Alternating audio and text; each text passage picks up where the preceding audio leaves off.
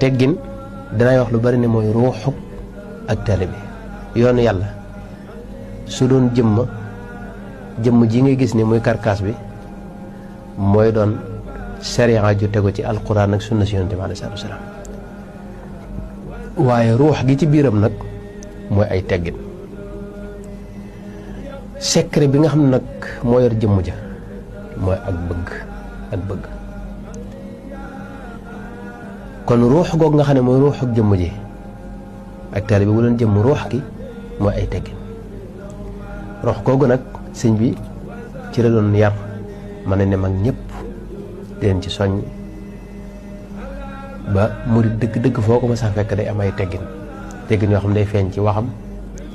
feeñ ci jëfam feeñ ci axwaalam yëpp ak ci léppam tey jii nag sunu classe gi ñu bare ci noonu teggin moom dafa réer ci seen dund